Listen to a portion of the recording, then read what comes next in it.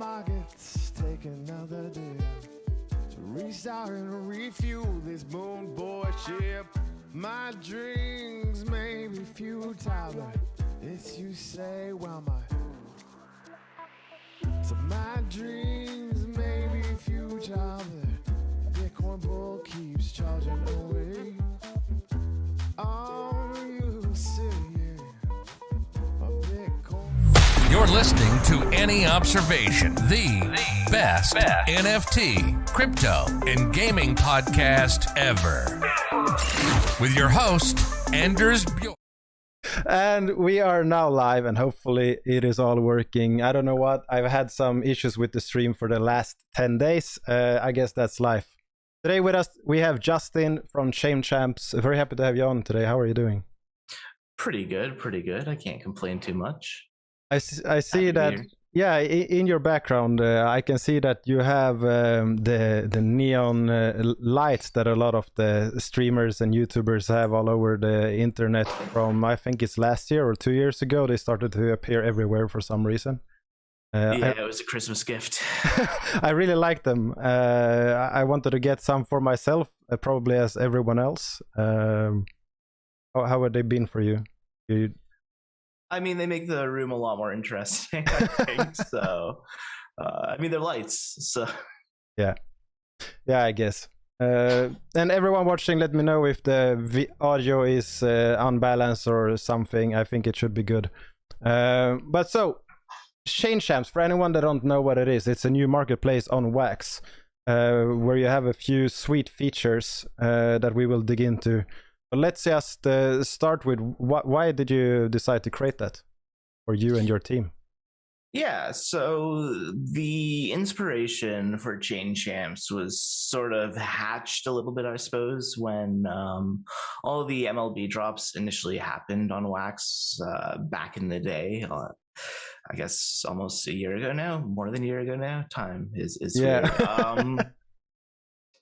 But the issue I found, like when I was trying to buy a lot of MLB cards, was that everything that was sort of a good deal, that was a low mint, that was well priced, would sort of get scooped up either by a bot or before I sort of refreshed the page and found it myself.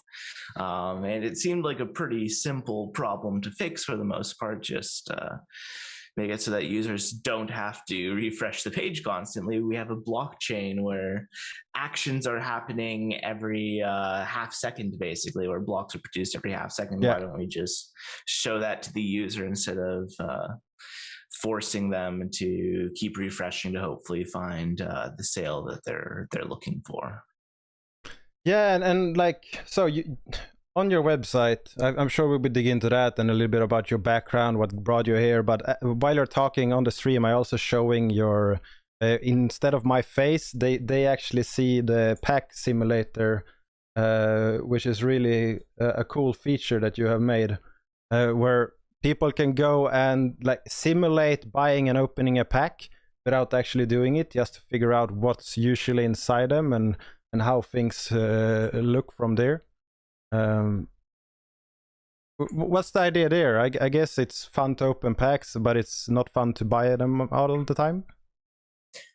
I think that to a degree, having like an understanding of what it is that you're going to buy is kind of important. There's a lot of collections that don't necessarily make it super clear on the NFT themselves what the odds are. A lot of collections do, and a lot of products do, don't get me wrong, but we found that like a lot of things don't make it super clear what the odds are, what you're potentially getting in each slot. A great example again is MLB, where the odds that they had listed were not necessarily incorrect, but I think that they were a little bit misleading, let's say. So again, having a blockchain where everything is sort of defined on the chain, especially for pack rolls, pack odds, building a tool that lets you sort of simulate that and see that in real time is pretty awesome to have. And I have no idea why it wasn't the thing to begin with, because all of the information is there. There's actually one other sort of interesting part to it though, as well, is that a lot of packs are pre-minted pools, right? So in theory, you can get to a point where certain NFTs are no longer in the packs, for example, because they've all been pooled.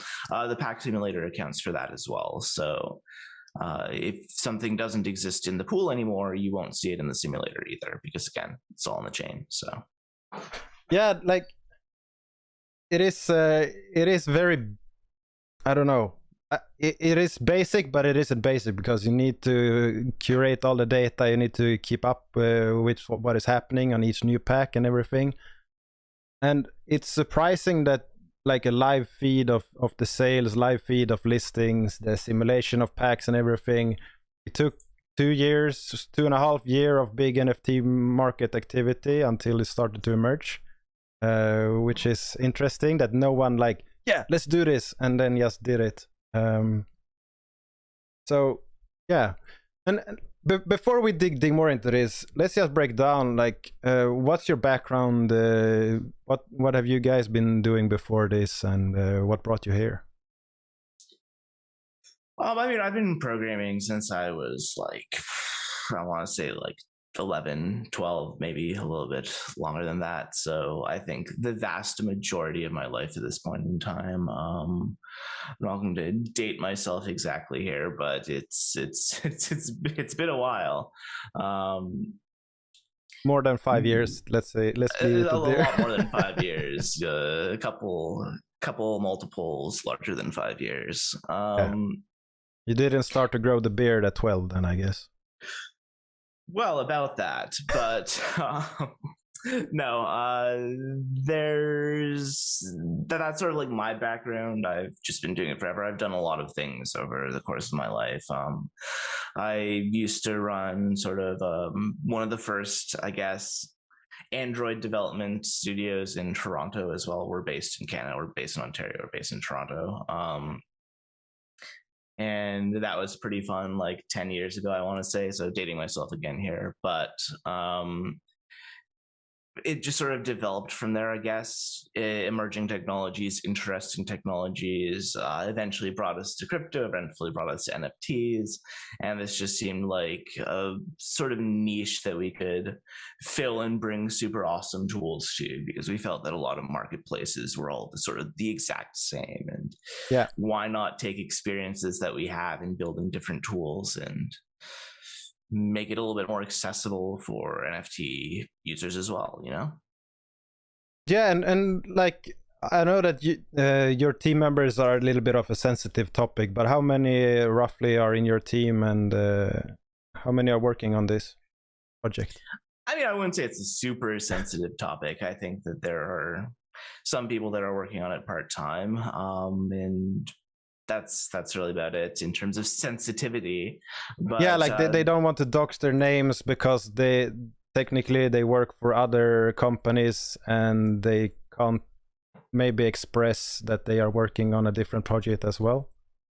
Yeah, I mean, I think that's just the concern of like one or two people. Whether or not it's based in, I suppose, how laws actually work in Canada is something else. But I'm not going to step on better toes safe there. than better safe than sorry. But to actually answer the question, we have 5 people on the team right now that are actively or part-time working on features of Chainchamps. I'm the only person that's working on it full-time though. Yeah.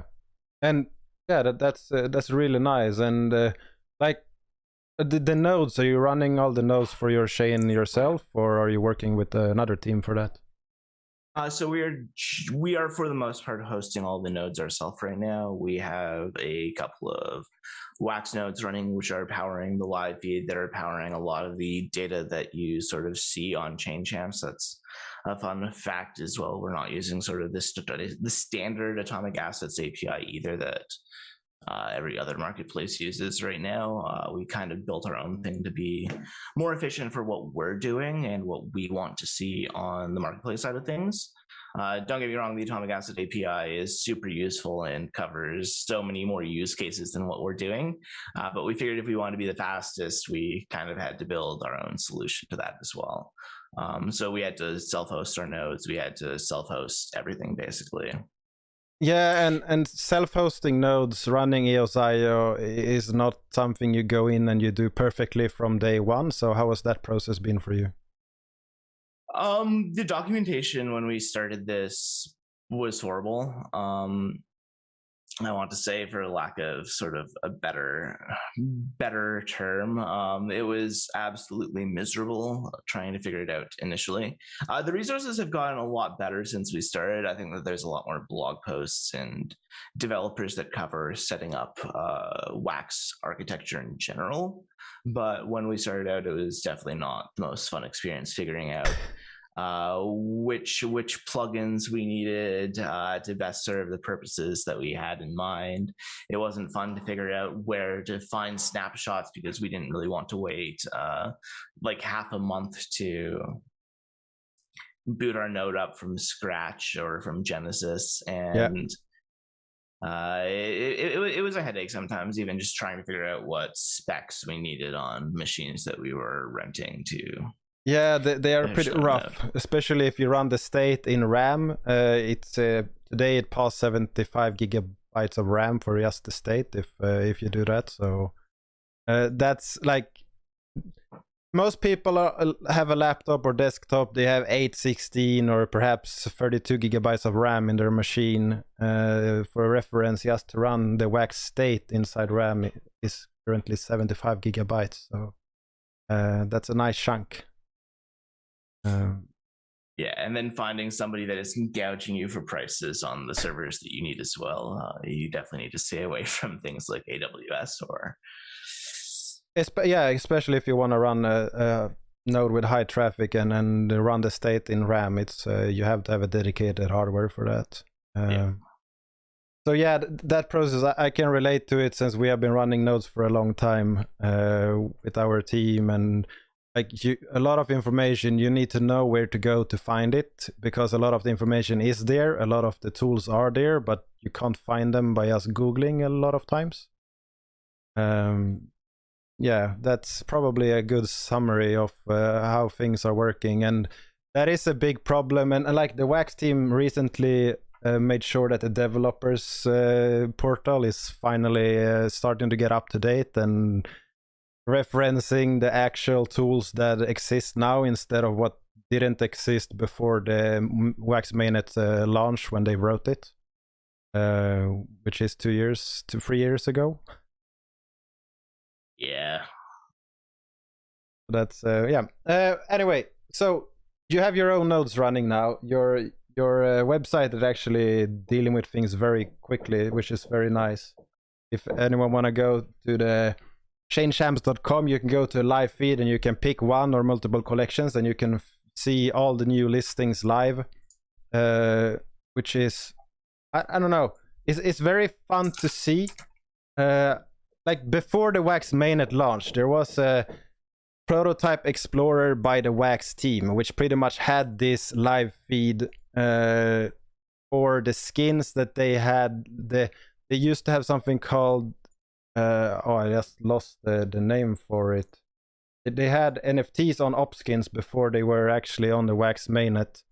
I for some reason forgot the name for those. There was mainly stickers, and they had a live feed for them when they were selling, when they were listed and everything, and then just stopped doing that and it vanished and I've never seen it again, which is interesting. So when did you get into crypto? I mean, in terms of actually putting my own money into it, a lot more recently than I wish it had been. In terms of following it and learning about it and being interested in it, I want to say 2013, 2014. Yeah. So pretty early. That sounds like the right year to me. Yeah, and what brought it to your attention back then? And why didn't you jump in?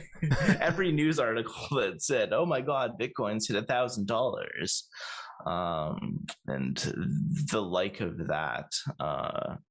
Why didn't I jump in? Because there were just so many hoops to jump through back then. Let's set up a wire transfer to some company in Russia and wait for that money to settle so that I can buy a couple of Bitcoins on this exchange that some people said is trustworthy. I hope that's the case.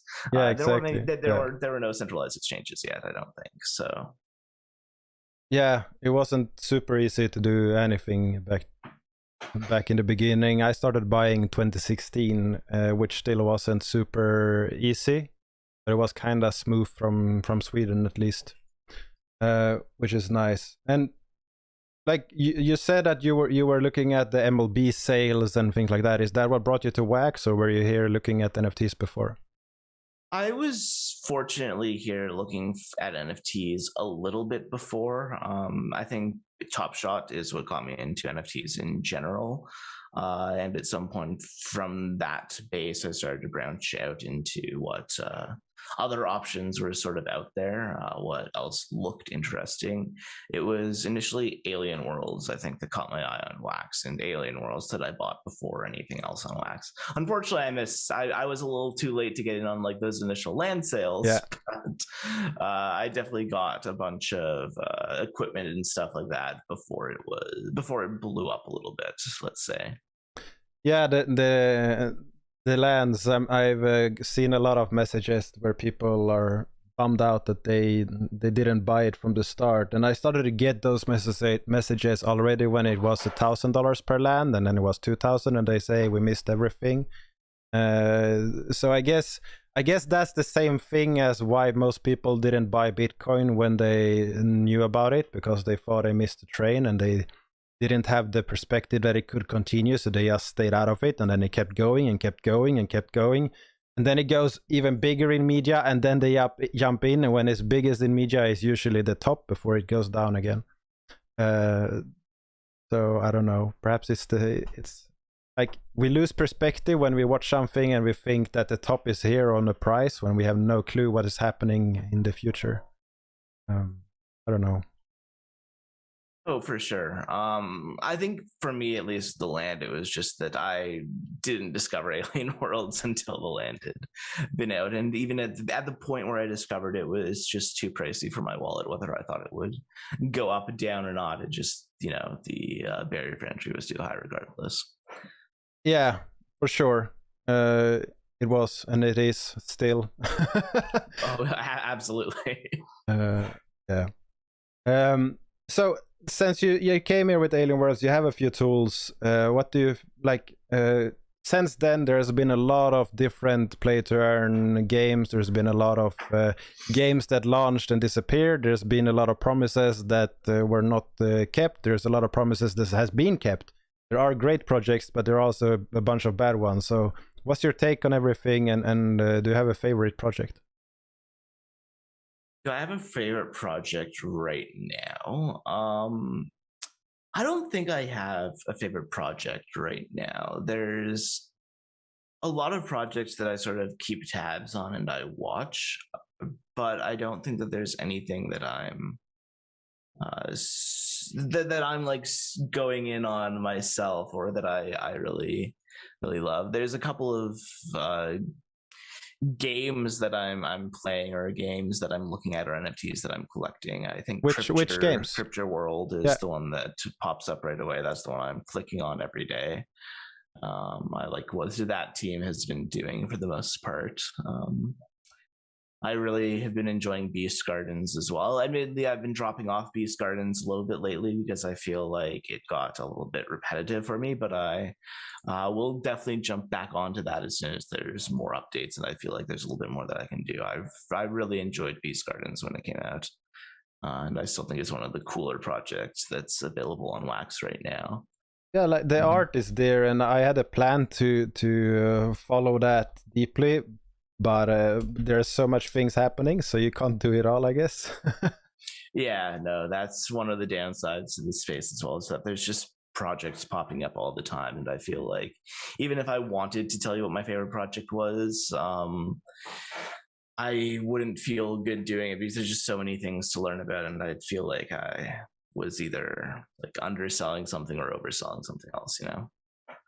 Yeah, like a lot of projects right now, it's very hard for me to grasp as well where they are, what they are promising, how they are delivering on that, what they are not delivering on, and why that is. Like, the reason why they're not delivering could be because they are failing, they are struggling, it's hard, or because they simply decided to do something else, or they lost track of focus and do multiple things at once, or they simply took the money and ran, or they are a team located in Ukraine right now, which have their own issues, or Russia, which we have a lot of teams building games from Ukraine and Russia for some reason. And currently they will probably not deliver on all the promises they have and deadlines, and I don't know, it's very complicated right now. Yeah, it's obviously a huge issue. I feel like both of those countries are huge players in sort of the wax economy and the wax ecosystem. There's a lot of projects that are being developed there. There's lots of projects that are coming out of there. There's lots of crypto that's obviously based there as well.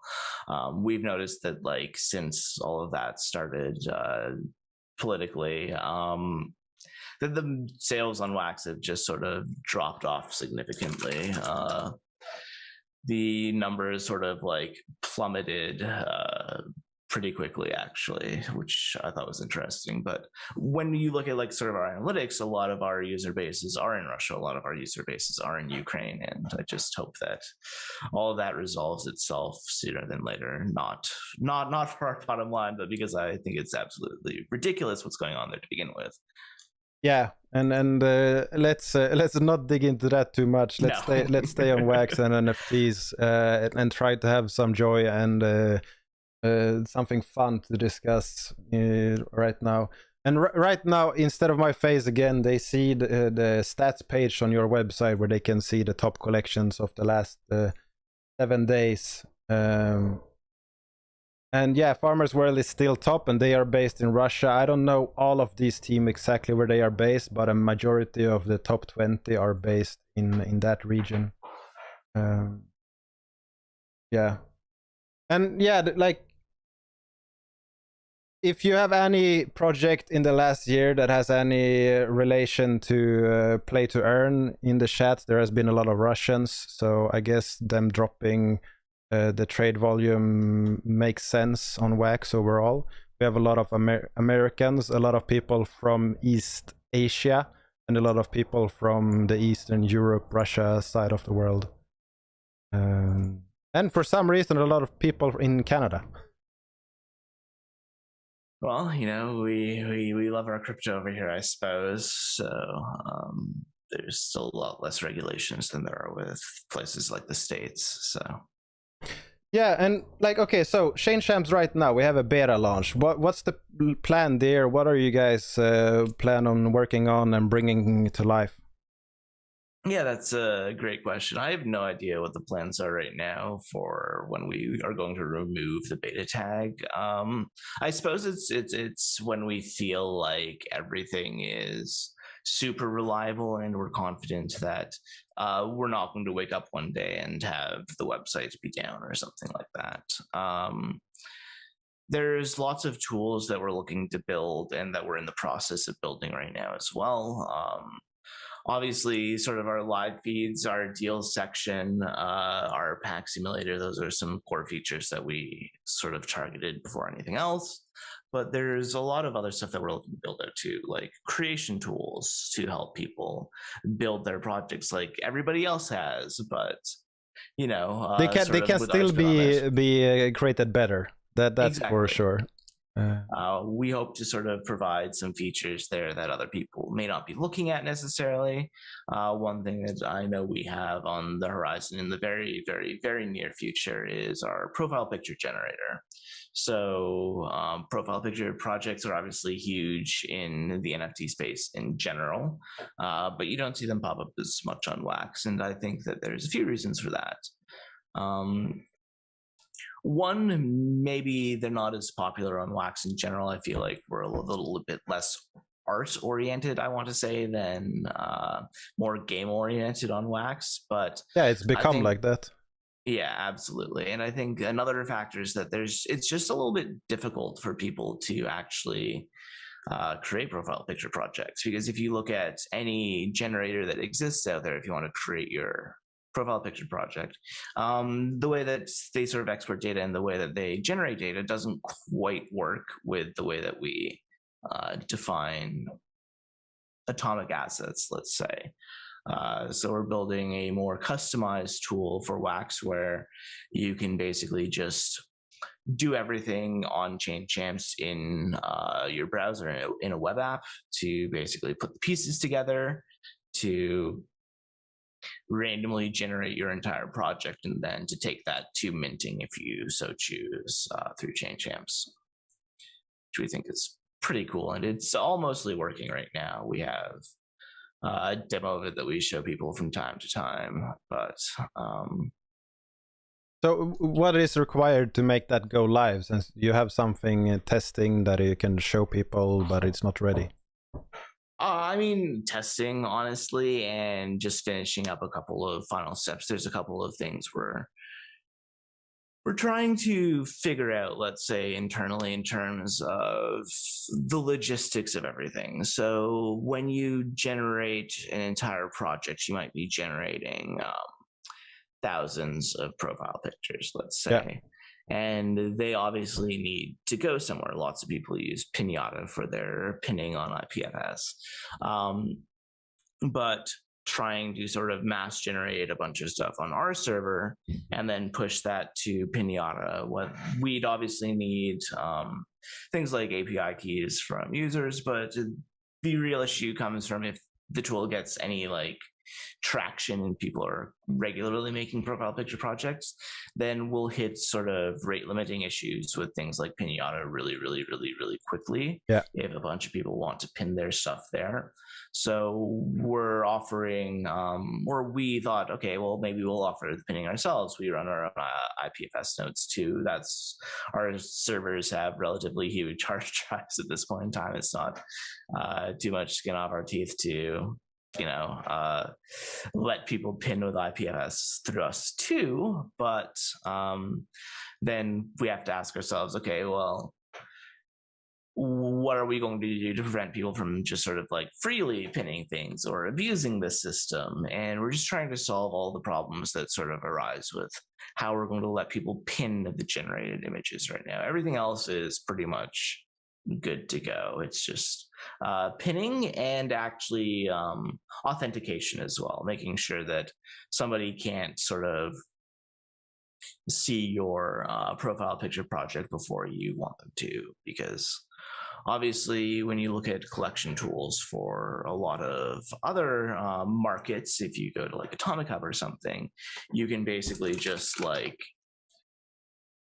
see every template that they're working on, see every schema that they're working on, because all that information is on chain. So when you go to like the NFT creator tool, you can just in the URL like choose which collection you want to go and look at. It's not your collection, cool. You can go and look at it anyway, because like why would they build authentication around that? It's on the chain. There's nothing to sort of hide here. But when you're creating a profile picture project, you don't want things to be on chain until you're ready to release that to the world. So we're sort of dealing with how do we want to authenticate users in the most sort of frictionless way possible, given that we're all kind of used to just logging in with our wallets and having that be our identity rather than having to trust people to hold on to your authentication information as well.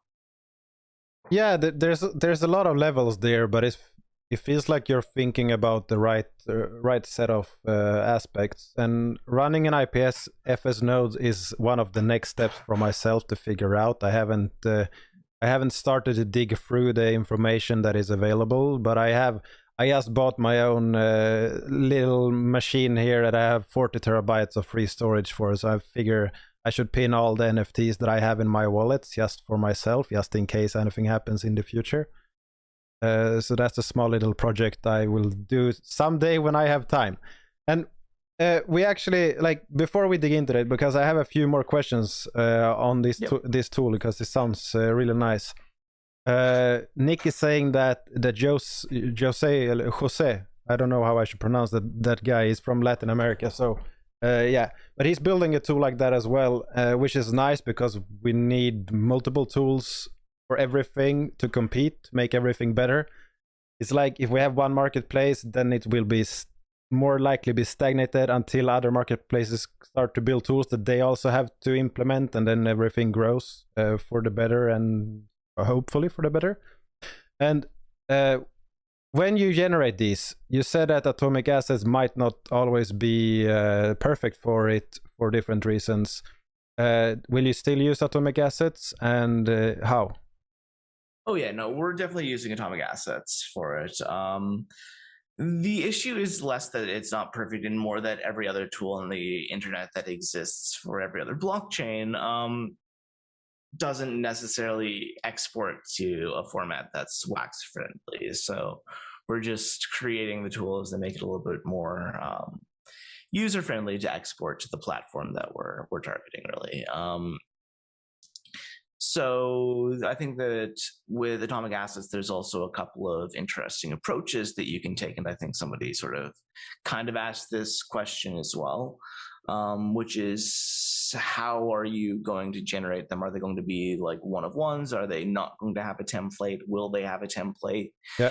And the answer to that question is, it's really up to the person and the project and what they want to do. So if we look at sort of existing profile picture projects that are on Wax, you'll see that there's a very wide variety of ways that people have approached this problem. I think that there is a project, Crypto Writer, that took the approach of having one template that defines all the profile pictures, and then each time it's minted, it winds up being slightly different or randomized, and that's where you get the randomness of the PFPs from. So in that structure, you have a PFP, all of the PFPs are different, but you have a number one mint through like 1,000 mint, so that you have like mint numbers attached to them that aren't all one of one.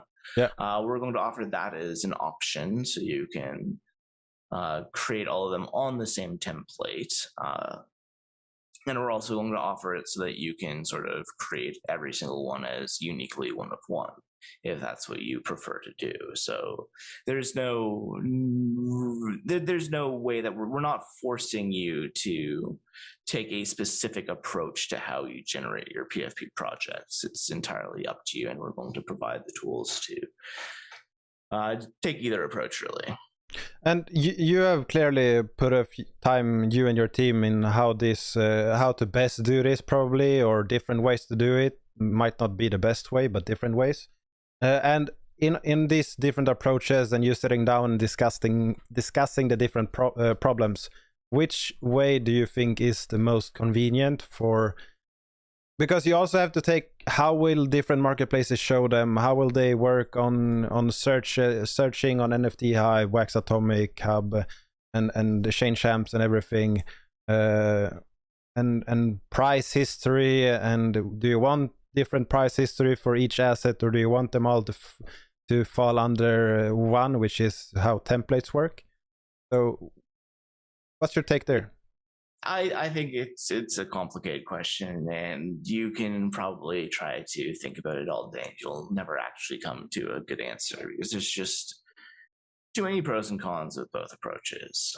What you mentioned is that, like, with templates, obviously you have a little bit more price history, but that price history can potentially be meaningless if there's different rarities of traits on the profile pictures that you're generating, right? So that's a pro and a con in itself, I think, because you can better establish what a base price potentially is, but you're also going to wind up in a scenario where people may accidentally sell the profile pictures they have without giving too much thought to the traits that are on them, and then somebody winds up being super sad and depressed because they sold their legendary trait profile picture for the equivalent of what everyone else was selling a comment for. Yeah, and one project that has had issues with that is battle miners. I was going to use that as an example, actually. It is so complicated, so I just decided to sell everything I had or list everything because I got so annoyed at following the price movements of different assets. Yeah, so that's actually perfect segue into another feature of Chainchamps that I was 100% going to bring out about battle miners.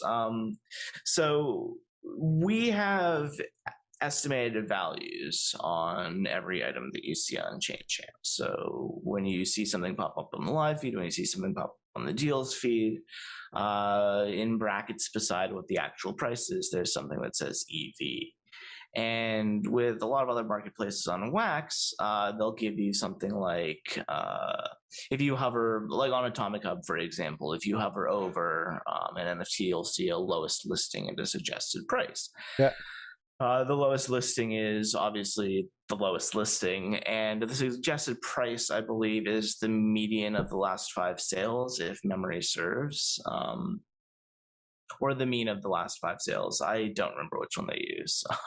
Should have checked that. But the point is that it's based on the last 5 sales. So a lot of the time, you can wind up sort of having things that are a little strangely priced if they have been sitting on the market or they haven't been selling for a while. Yeah. And there's a lot of weird things. Like, I'm not saying it's a bad system. It's a good enough system. It's a simple system. The EV that we have on Chainchamps is not a simple system, and we like to think that over time it's going to become a better system for pricing NFTs. So we built out a neural network that basically looks at and trains on all historical sales on Wax for collections that we track, and sort of figures out what the prices of NFTs are going to be based on that. It's like which direction they're trending, how long it's been since they haven't sold, how many items are on the market at specific prices. It's a neural network, so I can't tell you every single trait that it looks like, every single piece of data that it looks like. But something that's unique about the estimated value that we show as well is that it takes mint into consideration. So that's something that our neural net sort of tried to figure out, as well as how do you do that? That's an interesting problem that a lot of people have thought about, but no solutions have been presented. Well, I mean, we just use AI that works on historical data, and we let that AI try to figure out what multipliers make sense for different projects based on historical selling data. So I don't think that there's necessarily a perfect answer. Like, you can't tell what a number 1 Mike Trout was going to sell for back when MLB started out, right? No one knew what that was going to be. But at the very least, with our estimated value metric number that you see on your website, you might realize, oh, this is straight. The estimated value is higher than I would have expected it to be. Maybe there's something interesting that I missed about this NFT that I should price a little bit differently. That way you're not accidentally selling mint number 1s for 10 cents or something like that. You know, the goal is for sellers to sort of trigger something and maybe point out that, hey, this might be a little bit more valuable than you think it is. Yeah. And B, when you're browsing things like live feeds and deals, if somebody lists a number 1 for the lowest price or the floor value of the NFT, it'll pop up and say, hey, this one's worth more because it's mint number 1 or something like that. And that mint range is also something that the neural net tries to figure out. And like, what range do people care about in terms of mints? Once we get to mint 10, how much does the multiplier drop off? Do people still care about things at mint 10s? And the answer to that question is depends. It depends. I mean, people don't care about mint numbers on our planet, but if you go to garbage pail kids, it's back in the days from simple assets, mint numbers is everything there is to them.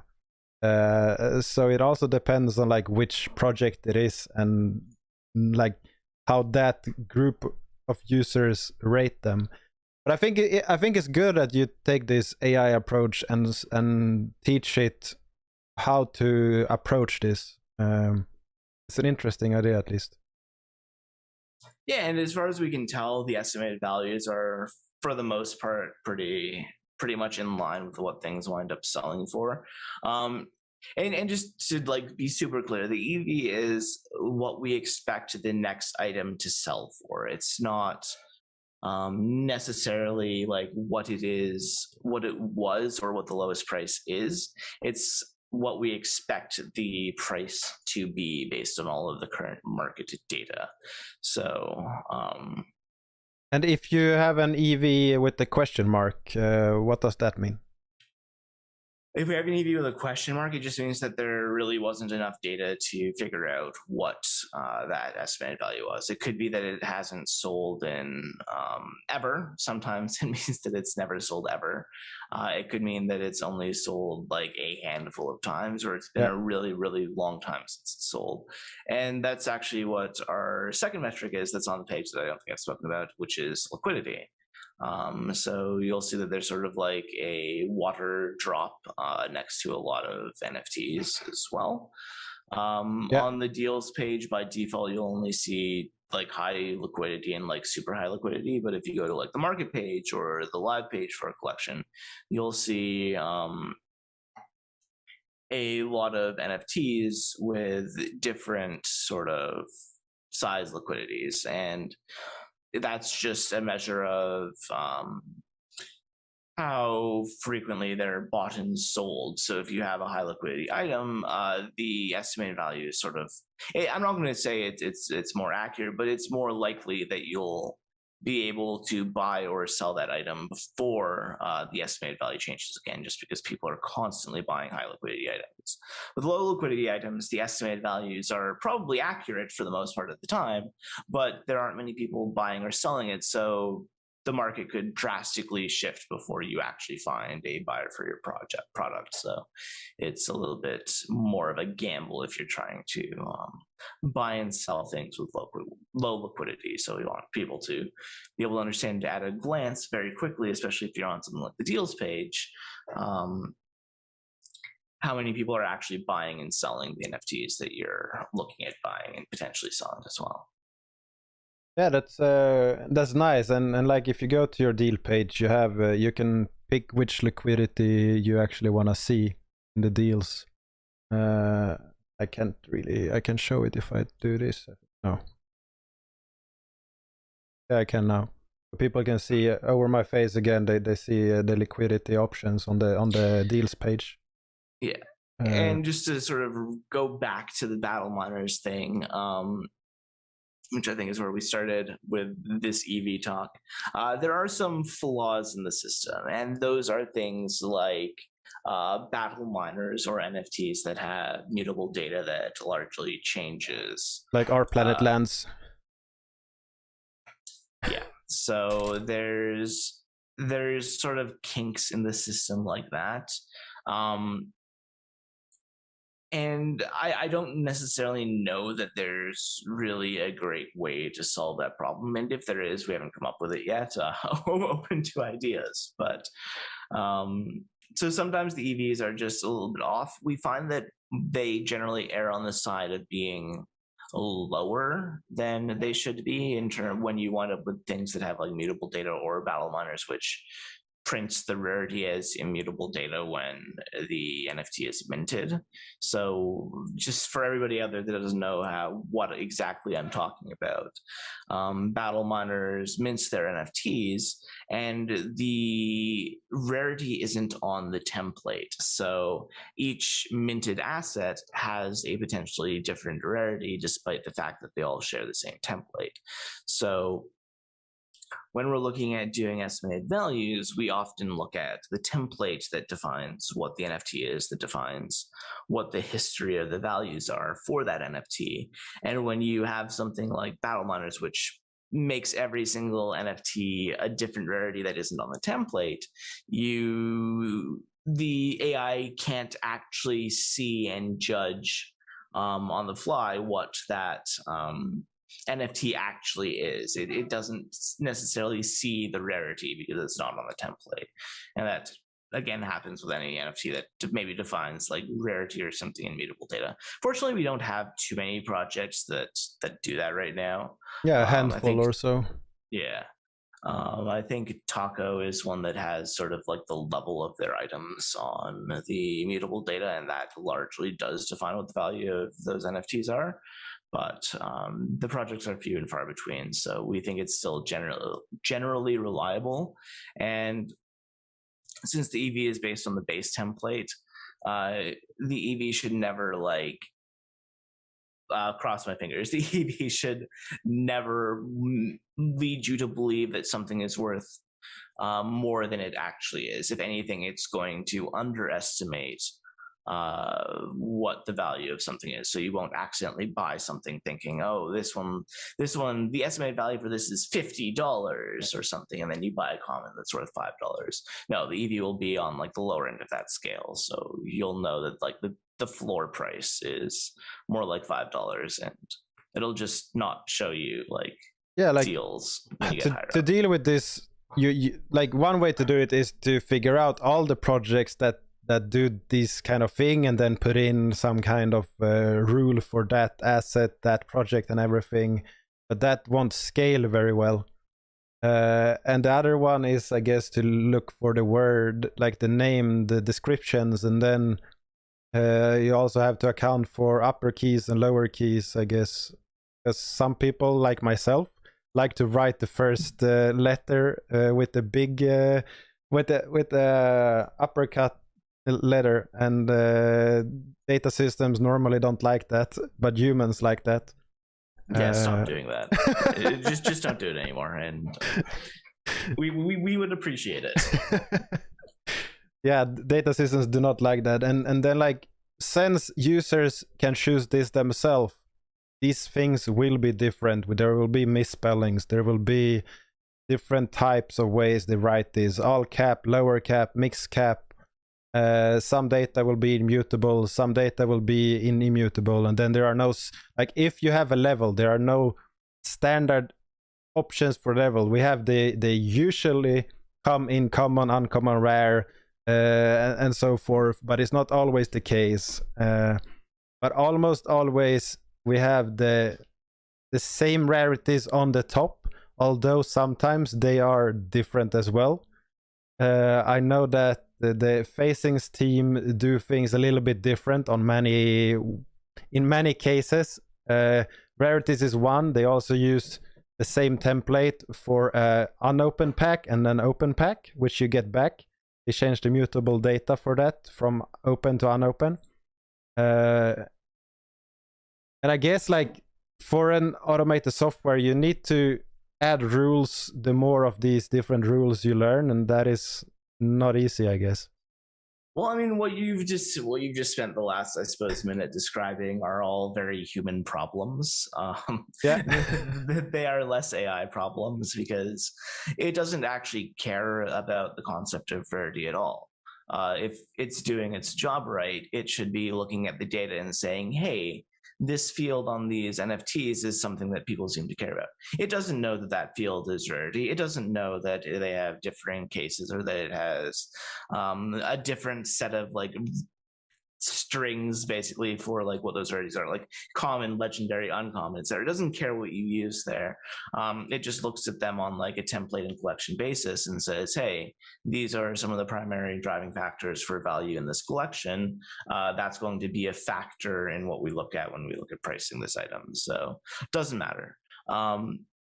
What I did see pointed out, though, is that you can get burned very hard by just looking at template ID for things like dark pinup packs, where the mutable data looks at things like opened, unopened, and unless things have changed, yeah, that's true. I don't think you're going to get burned per se, because again, the EV should gravitate towards the lower priced item.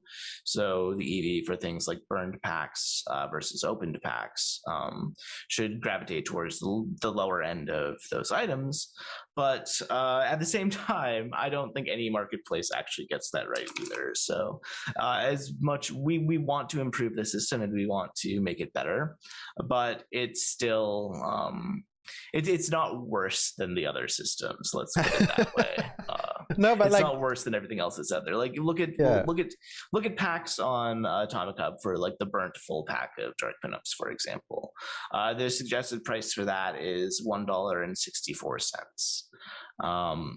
That seems a little off to me, obviously, because it's a burnt pack, but I think that these packs, the marketplace that has done it best so far is NFT Hive, because they were very quick at showcasing them as different things. I don't know how they do with the price history. I have not checked that. I just know that it's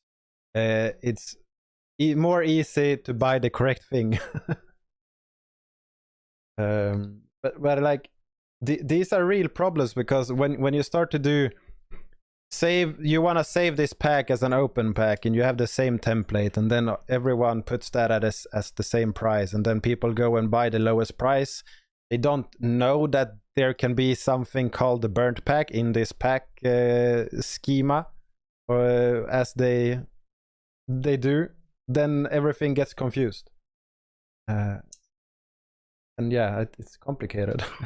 Yeah, it's incredibly complicated, and everyone can do different things with their projects. So when it comes to things like immutable data and immutable data that changes, that isn't tied to the template, and when it comes to mutable data that's changing on the NFT as well, like it's not a problem with a good solution.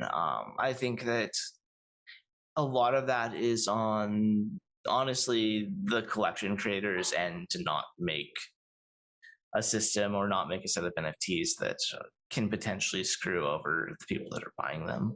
I think and like in Facing's case with Dark Pinup, what they wanted, like, they still think that they did the right thing and that the marketplaces are too immature, that they should be able to handle this. They did not do the right thing. They expect everyone else to adapt to their way of doing things. And even though I agree that marketplaces need to adapt, I also think that they did wrong to do it this way, and they should adapt to the current state of marketplaces and then suggest in the back end, we want to do this in the future, can we build a system for that? Instead, they should just mint a new burnt NFT, but then you don't have the same mint number which they wanted to keep, and it's complicated, I guess. But I also think that they should have done it better. Yeah, it's a complicated situation. I'm not going to say that there's a right way to do it. I'm not going to say I have anything against Facings for doing it the way that they did. I know that a lot of people got burnt, for lack of a better term, no pun intended, on that. So, what can you do, really? But no, the reality is, when you choose to do something that's slightly different than everybody else is doing, whether or not your approach is right, you can't expect that marketplaces are going to be able to read your mind and interpret things the way that you want it interpreted when you create something that's new or different, right? So if you're creating a new way that packs are burnt, you can't blame the marketplaces when things user get burnt. Yeah, exactly. Should they adapt over time to resolve those issues? Absolutely. And when you look at Chainchamps, the images for things like the burnt packs should all be correct at this point in time. We had to deal with that issue too when it happened.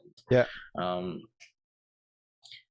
But you know, and the reality is, like, you're never going to wind up with one system or one solution fits all of the different projects, that fits all of the different collections, that fits all of the different things that people are trying to do. So the marketplaces are, at the end of the day, going to do the thing that makes the most sense for the most people, rather than building out sort of systems that work for one collection or one person or one approach to doing things. If it's only one person doing it and there's only X number of buyers, it's not feasible for the marketplace to turn around and be like, okay, well, we're going to help support that as well, you know? Yeah, and like, designing something, you should think of this before and know how things work, and you need to communicate with those that have them listed so they are prepared before you go live with it. and not after, to minimize this risk if you want to do a change like this. But also, yeah, I don't know, it's complicated. But like, it's good that there's not a lot of these projects that make it too complicated, but then at the same time, I don't think that there will be less of these moving forward, because we are so early and the amount of projects will only grow, and they will have new ideas which they think is great, which they will implement, which our systems will not agree are as great as they deem.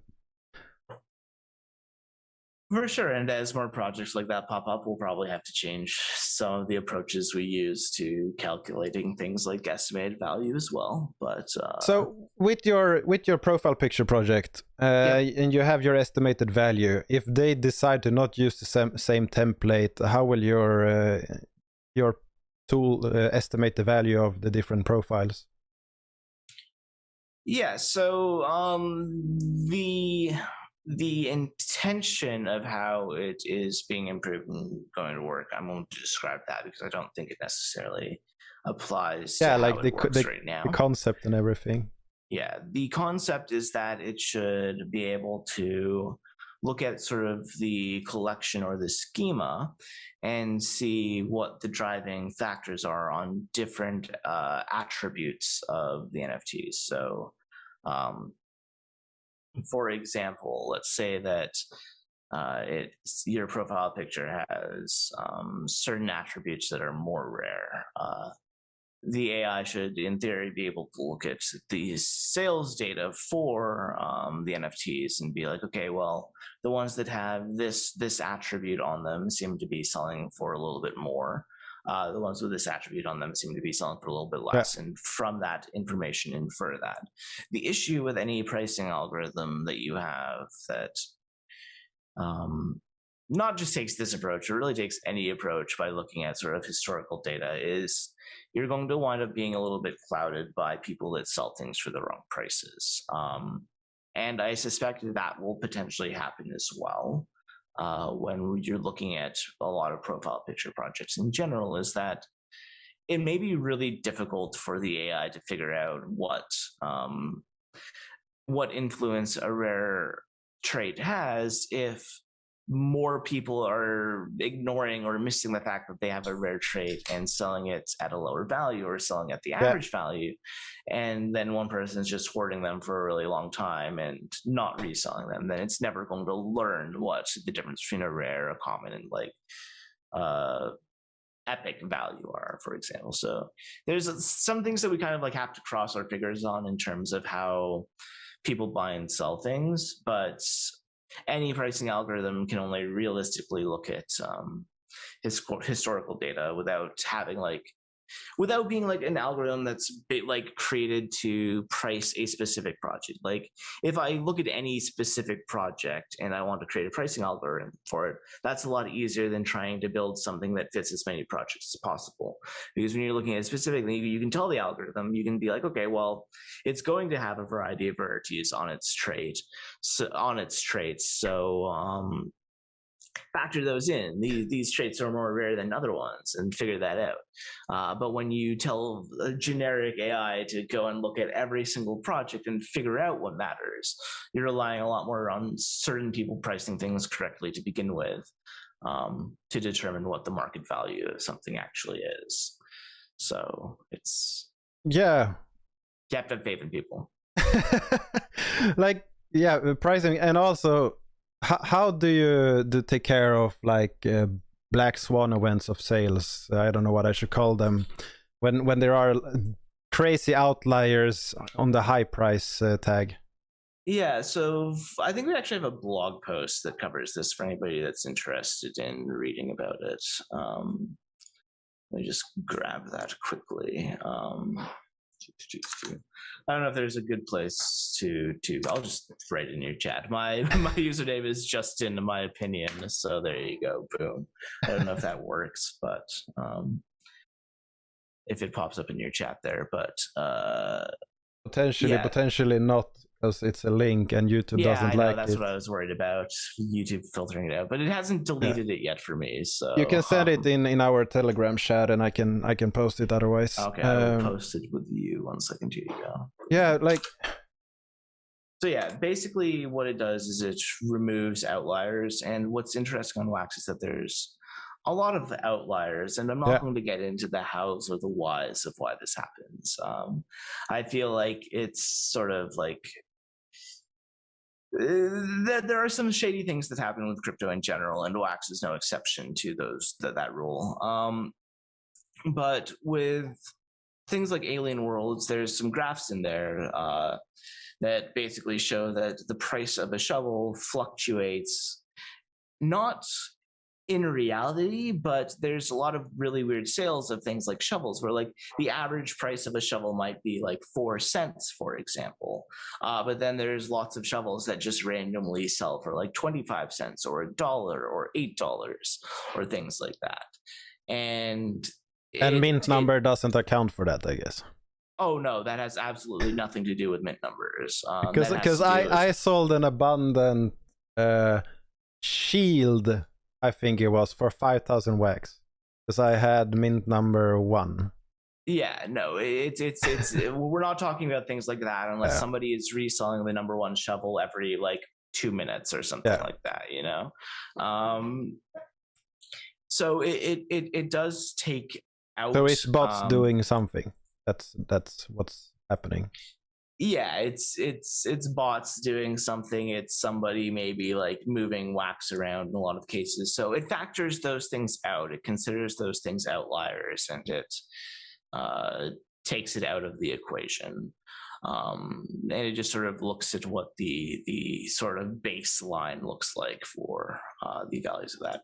And again, I think the blog post can do a lot better for anybody that's interested in that than I can in describing exactly how it works and why it works the way that it works. Just know that there are a lot of really weird outliers in sales that happen on Wax on like a daily basis, especially in more frequently traded projects like Alien Worlds and Farmers World and things like that. So any project where bots have an advantage and where you can earn money from play to earn, there are outliers that can't be explained by normal user mistakes, I guess. Yeah, that's a good way to describe it. Yeah. I'm aware that people can buy things from their own accounts as a way. As a way to have money coming in and being able to declare from where and why. And the funny thing is that, sure, this is enabled by the blockchain, but also blockchain is a public ledger, and in many cases you can actually track those accounts back to where they initially came from, even though they are using different tools to try to hide that. Which is a little bit funny as well. People don't understand how easy it is to track money on blockchain. Assuming that people care about tracking it. If somebody is trying to look at you and see what's happening, it's pretty easy to find that trail and figure out what's going on. Yeah. So you do account for that for the listing, and like we didn't dig into when did you guys start to work on Chainchamps? How long have you been running? And let's start there.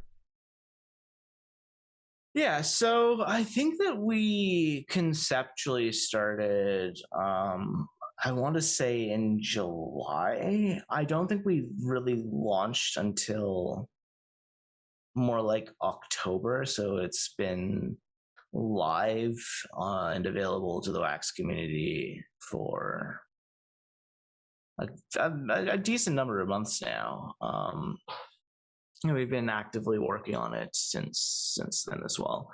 I think we actually like launched and made the website live sometime at the beginning of August or July, and at that point it was really just like a 1-page live feed that we didn't share with anyone, we didn't tell anyone about, but we kind of used to like buy Funkos when they dropped into like get low mint Funkos and low priced Funkos. Like it was publicly available. You could look at the Taker and the Maker marketplaces on the logs and you could have found us, but we weren't like pushing it or advertising it because we weren't super confident yet in what the platform was and how it worked. We were still working a lot of kinks out. Yeah. So, but yeah, I want to say October. October is when we really started to be like, yeah, you know what? This all seems like it seems like it's working. We're happy with it, and we want to start sharing it with the community and see if people are interested in what we're doing. So in the middle of the play to earn boom, then. Yeah, no, we hit that pretty hard, and unfortunately, that didn't actually work out that well for us. But because I think a lot of people at this point still don't actually know what Chainchamps is in the context of the Wax ecosystem. Yeah. And one of the biggest issues that we have as well is that our platform is designed to sort of help people find deals, to help people find the best priced item. So when people find the platform and they start using it and buying it, we find that we have really decent user retention. And the average user on Chainchamps winds up spending like twice as much as the average user on any other marketplace, as far as we know. So we have like the most active users, we have the most spending users out of any marketplace right now. Problem being that those users tend not to want to share Chainchamps with other people. They tend not to want to pass the word around. They tend not to want to like get other people on the platform, because the more people that are on the platform, the less deals they'll be able to buy themselves, which is sort of the biggest issue we've run into when it comes to marketing the platform. Because as we've shown like in data as well, in some of our other blog posts, I think like during drops, you wind up spending on average like 20% less buying things from Chainchamps than you do on other marketplaces, because most of the good deals are gone before they actually show up on other marketplaces. Like Atomic Hub, I think on average has like a 15-second delay before, like from when something is listed to when it's actually like visually available on Atomic Hub. Yeah, I'm currently showing a graph from your blog post on the first 60 seconds of sale on Funko. Yeah, so from that graph, you like see that like within the first 15 seconds, almost every good deal actually is gone. And that 15-second window is conveniently also the time between when things are listed and when on average they're listed on Atomic Hub. There are some situations or cases where you'll get like something on Atomic Hub that's actually like within like 5 seconds of it being listed. But there's other cases where it can take like 30 seconds for something to show up on Atomic Hub. And that just has to do with how I assume they process their data. So when you have a literal 20% advantage on buying things a lot of the time, people tend not to share that with everybody else. They want to keep it to themselves. Yeah, and then like the really quick listing and buys, they are of course automated, and then like this graph you have of Farmer's World is pretty obvious for people, and I think people can go and watch that as well. I will link it in the chat right now so you can find it. But it's also on your website. You can go to your blog and you can find this and other articles that you have done. I think is chainchamps.com/blog, and you will find them all in a list. So easy enough to find them. How much does it cost for you guys to run your website and all the servers you have? I mean, operating these nodes for a marketplace, it's not like you can run them on Raspberry Pis, so it's not really a cheap thing to do. What kind of expenses do you have, and that you can share? Nick had a question about that, and is that covered by your market share revenue yet, or how much more volume do you need for that? Yeah, so roughly it's actually surprising. I'm going to say a number, and it's really not that expensive right now. It's about $1,000 Canadian a month to run all of the servers that we have going that operate Chainchamps. Obviously, those aren't even at like near capacity right now either. So And doesn't take into account for your own work hours and things like that, but just running the servers, I guess. Yeah, no, yeah, that's strictly the servers. I'm not going to estimate what I think I'm worth right now, but Don't. I'm not going to put that in there. But yeah, so the servers strictly are about $1,000 a month, rounding it up a little bit there. But do we cover those costs strictly with market sales?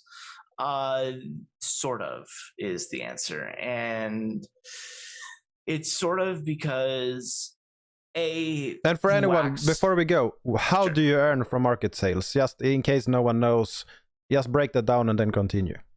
Yeah, okay. So the way atomic assets and atomic sales are set up is that every marketplace pulls from a shared liquidity pool of sales. So when somebody lists something in general on any marketplace, it shows up on every other marketplace.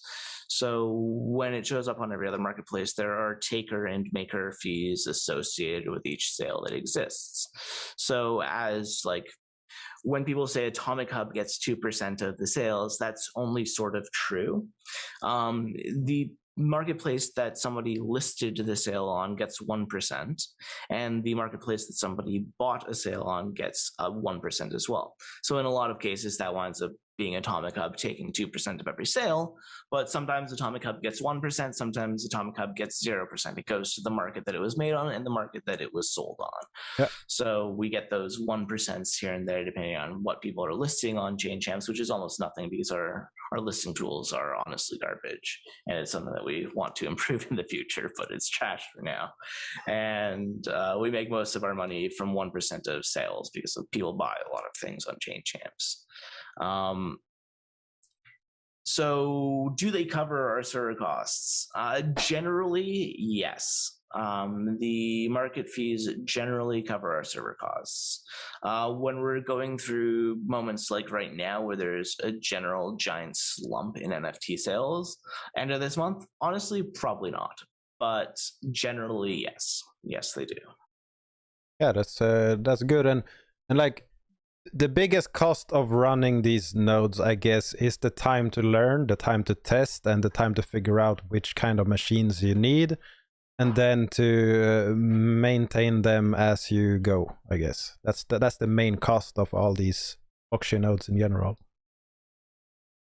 Yeah, once we figured out what we needed in terms of hardware, the costs were definitely a lot more stable. When you're trying to figure out what you need, especially when you're looking at sort of hosting everything as like a dedicated server as well, or like a bare metal server, the costs can be a little ridiculous as you try different things out, since a lot of things are stuck on like monthly contracts when you do things like that versus like cloud architecture where you pay by like the hour or something, you know. So experimentation has a reasonable amount of costs associated with it here. Yeah, and for anyone that is actually like enjoying your website and the tools you're building, the best way to support this is actually just to use it and buy things on it, and that way they do support you, which is awesome. And your profile picture generator, will that be associated with some kind of cost to use, or will you just take the I guess it's the maker fee on those, or what's the plan? There's currently no plan to charge for it. It's going to be completely free to use. So with the general like approach to us creating creator tools, we're going to make it easy for you to create that profile picture project. And then we're going to make it easy for you to turn your project into drops or turn your project into sales on Chainchamps. The thing about the profile picture project generator as well is that you will be able to export everything that you've generated from it. So if you want to take it to another marketplace, that's entirely up to you. Yeah. You can do that too. I think it sort of goes with the whole lots of things on Wax are not necessarily open source, but sort of again, like for lack of a better term, there's like shared liquidity. Everything on Wax is like largely shared liquidity. So we're sort of tying into that by letting people take their profile pictures that they've generated with us and mint them somewhere else or drop them somewhere else. But hopefully our tools are like quick and seamless enough that you want to do it with us. And when you choose to do it with us, obviously we'll wind up getting a fee from those drops, like most other marketplaces or drop facilitators do. Like if you create a drop on NFT Blocks or Atomic Hub, they get a cut of those as well, right? So we hope that you will let us take a cut of your profile picture project instead of taking it somewhere else. But you're free to do whatever you want, and they will be free to use. And like one potential situation that I grabbed, and I think Nick commented on it in the chat as well, is if you do not plan to list these as templates on the chain from the start before they are minted, how will that process be done, and how will RAM cost and CPU be managed? Yes. Okay. So if you don't plan to mint them as templates to begin with, okay. So with all atomic assets in general, you can just choose to freely like go and mint something. And when you choose to mint something, you have to be able to cover the costs for the CPU and the mint when you are doing that yourself. That's sort of associated with calling that contract, right? So the answer is it's not going to be much different than when you as a user going to mint something manually to begin with. I think that platforms like NFT Blocks make it a little bit easier for people to manage things like CPU and RAM, and hopefully we'll be able to create some visualizations and some deposits that make that easy for users and project creators too. But the reality is it all works within the same system. And when you mint anything, regardless of whether or not it has a template, you still have those RAM and CPU costs associated with it regardless. The purpose of the template is really just that it reduces the duplication in data that you're writing to the chain, so that winds up reducing the RAM cost for people that are creating collections. With a PFP project in general, all the information is going to be different. So whether you have templates or not, you're still going to be basically paying RAM costs for every single PFP you create, regardless of whether or not you create unique templates for every item or you create one template for the entire project. The cost is almost going to be exactly the same anyway. So I guess you have a contract and we deposit WAC to that contract for our collection and you can mint them, or similar to how a drop is done on NFT Blocks or Atomic Hub, or is that the idea for those kind of drops? For you to be the one minting them through the smart contract in our collection? Yeah, so there's again going to be options because it's largely going to be free to use and exportable. So you could call we'll make it easy so that you can call the contracts yourself and mint them where you want. If you wanted to mint them yourself, for example, and then like deposit them to a pre-mint pool somewhere else, you can do that, I believe, without having to deposit RAM to a third party for the most part. And and like, so you don't want to list the information on the blockchain before they are minted, so people don't find out how they look before. Will that be kept on your server on the back end, or will that be on the blockchain but hashed in some way? How will that information be handled? That'll be handled currently on our servers. We think that's the way that makes the most sense. Sure, it may be counter a little bit to how a lot of these things work, but it's a tool that you're using online to create something. I don't think it needs to be on the chain before you create it. I don't think either, just that it's clear what's happening. And in the case that for some reason the data center you use are down for a few hours, when you go back online, you will then mint those, I guess, that didn't get minted from when the connection was out. Or what's the plan there? Yeah, no, that's basically the plan. Hopefully, if we do everything right, it should be able to recover from a catastrophic failure. And if we do everything wrong, then a couple of people will probably use our generator, decide that it's that it sucks, and then nobody will ever use our generator again. We don't want that, so hopefully we'll make it right. Yeah, I'm interested. I think it's fun, and I might have an idea that could work, and try it out. I have assets for a NFT project that I've been meaning to do for a long time that has sit in folders on my computer.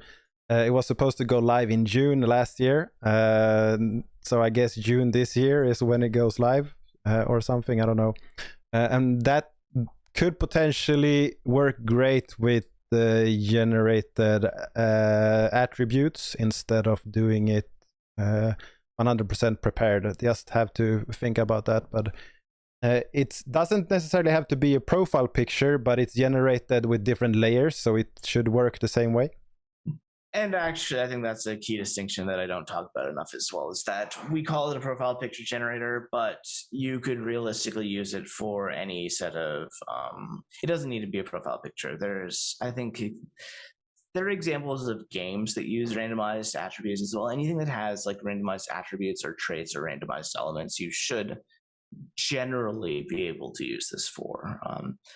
Maybe with a little bit of creative thinking on how it works, but you should be able to generally use it to do anything that's randomized or generative. When do you think this will be live for people? Yeah, so we hope middle of March. That is the timeline that we're currently working with. We hope to get in the hands of a couple of people to test it out a little bit before that, because we've talked to this to a lot of collections and a lot of creators about this tool, and we have a lot of people that sort of want to test it and give it a try. So the profile picture aspect of it should be out and ready definitely by March, middle of March. The minting aspect of it may or may not be out by the middle of March, but you'll be able to create your project and export all of your profile pictures, I would hope, by the middle of March. That's our goal right now. That's our timeline. And based on where we are right now, I don't see there being too many issues with that. Oh, so soon. Yeah, so pretty soon. Yeah, that's very nice. Brian in the chat has some question in. He's saying that he's working with the creation tools. Have you decided how you will work with pre-minted packs/blends, cost-wise, and any thoughts on allowing feasibility of included any assets in your wallet into a pre-minted pack? I guess he wants to take already minted assets and add them into from different collections or assets he has in his own inventory from his own collection and make pre-minted packs. I don't.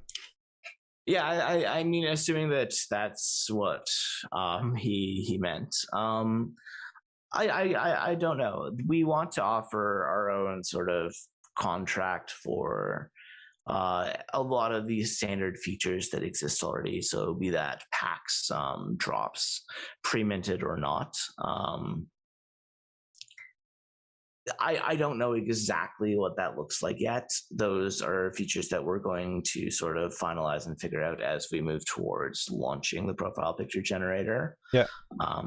We're also, like, one of the things we want to do is whenever we release new features like this, especially when it comes to creator tools, we're going to sort of release our own project with it as well. So to go alongside with the profile picture generator, we're going to release a group of NFTs that we have that are called the Chainchamps.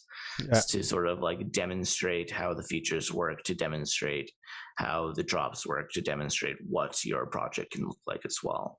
So we'll be creating a bunch of Chainchamps. Then we'll use whatever contract we come up with to sell them and to drop them, and we'll be dropping the Chainchamps through that.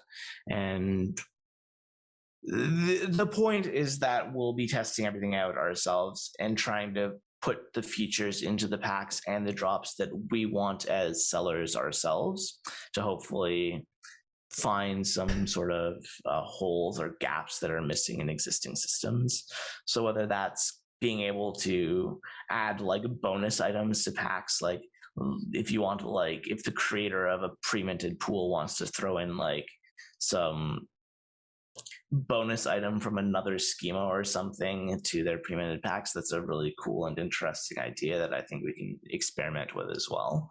Yeah. I'm not sure exactly how it would work, but I think it sounds like it wouldn't be that crazy or hard to do. Like, Yeah, and one problem with a lot of these pack smart contracts is that even though they are generated which NFT you get on random, it doesn't always feel that it's perfect. On NFT blocks, a lot of times when you open packs, you get multiple of the same NFT, which sure, that is part of random, but it is for some of the releases, it happens more often than not, where you get duplicate, and they are always after each other when you open the pack. I don't know if that is how they sort it in the front end. I never looked at the actual order in the back, but it feels like that can be worked with a bit. I don't know. Yeah, I mean, I think that if there are actually issues with I'm going to say two things here. I don't think that there's anything wrong with the random number generators that people are using. I think that if you look at how Nefty or Atomic fill their packs, I suspect that the random number generators are spot on, and what you're seeing is correct randomness. If those are issues, then I suspect that they become issues when people generate and create the odds of the things that they're putting in their packs Yeah, themselves. exactly. Yeah, the odds. So I think that maybe coming up with a visual way to make it clear to people what the actual odds are of people pulling things as they're creating their packs, it may do a lot to sort of resolve those issues if they exist. That's sort of one of the things we're doing with the profile picture generator as well, is that visually we're going to make it very clear to people that are creating their projects what the odds of each element of their profile picture that they're creating has of actually showing up in the pool of generated things. So that way you can visually tell right away, like, oh, I wanted this to only be like a 10% trade, but with the way I've set this up, it's actually going to wind up being like a 15% trade. So we want to visually make it like very clear to people what every single item has the odds of actually coming out, like by running it through our generator basically and figuring out what those odds are.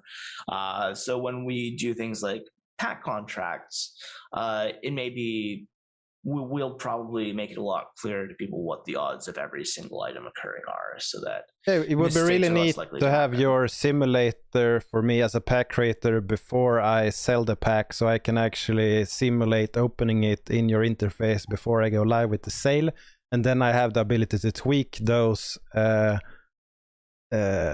options before it goes live, so I can see, okay, it's very often this is the outcome and that is not what I intended, so I will go back and tweak some numbers.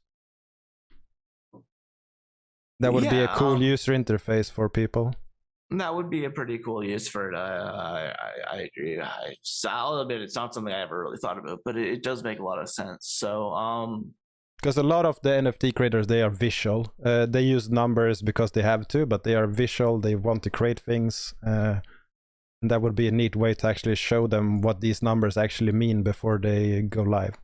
Yeah, I mean, I think that would be a pretty simple feature to integrate and to throw in as well. I think we'd have to look at exactly how other contracts save sort of intermediary data, so that you could save something before you release it and test it out here, or find a way for users to export something that they're creating somewhere else and run through the simulator. Those are both like super easy problems to solve. We just have to look at it and figure out what made the most sense. Yeah, but I think it's good. And to be honest, we have been talking for a very long time now about all of your features, and it's been great. I think it's been awesome to break it all down, but I think we should wrap it up. And with that said, do you think, like, we have spoken about a lot of things, do you think there's something that we haven't spoken about, or something that you want to emphasize in some way before we go and get on with our days? No, I think that we've done a pretty good job covering what we are. I hope everybody now understands that you should totally use Chainchamps to buy everything that you're buying on Wax, because you'll usually get a better deal for it. But no, we're just happy to share the project that we've created. We're happy to share the features that we're bringing to Wax, and we hope to continue to roll out more features that the community asks for and that people want to see in Wax in general. Sounds very good, and I actually think that when you have some creator tools, it will be way easier to market your tools and to reach a broader audience. And when they are there, they might find the other use of your tools, and they will stay there. So it's a great way to get people to your site, I think. Yeah, that's the dream. Let's hope that that comes into reality. So thanks, mate, for coming on and sharing this and building these tools. Very happy to have you here today. I'm happy to be here, and it was great talking to you and everybody else that's watching as well. Yes, thanks everyone for watching. Share, subscribe, and go to Chainchamps.com and buy some NFTs to support this project. And we're all happy. And remember, opening packs is fun. It's not always only about profits. It's about opening and being excited. Don't forget that.